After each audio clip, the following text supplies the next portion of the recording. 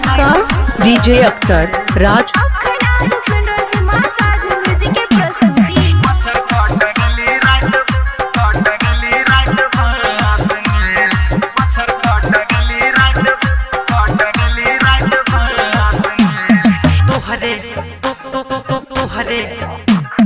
तोहरे चक्कर में के गोरकी मच्छर काट बेली रात बास में, मच्छर काट बेली रात बास में।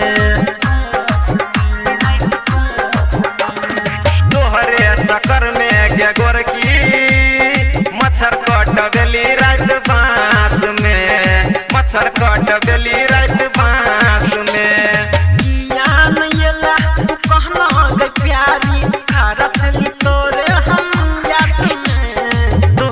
चक्कर में गोरकी मच्छर काट बेली रात बास में, मच्छर काट बेली रात बास में। तोहरे चक्कर में के गोरकी मच्छर काट बेली रात बास में, मच्छर काट बेली रात बास में। क्या नाम है आपका? DJ Akhtar Raj. Mobile number 9827628655।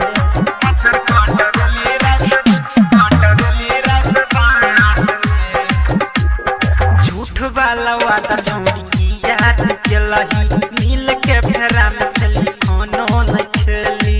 DJ Akhtar राज। झूठ वाला वादा छोड़ी याद के लही मिल के फेरा में चली खानो न खेली। तू सुइत गेला खानो न खेला कहे छला भैया छै साथ में।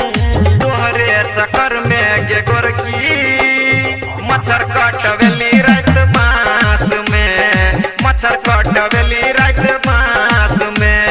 तोहरे चक्कर में गोरकी मच्छर काट बेली रात बास में, मच्छर काट बेली रात बास में, मच्छर काट बेली रात। क्या नाम है आपका? डीजे अख्तर राज।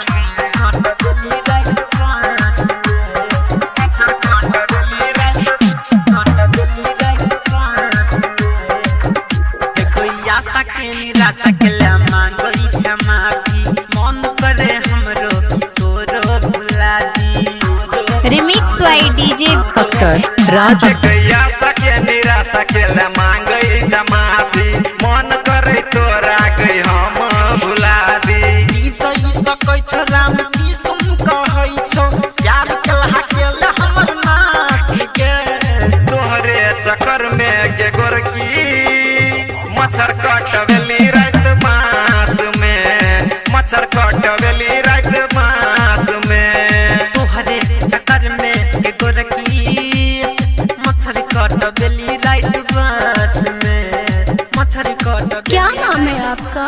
डीजे अख्तर राज।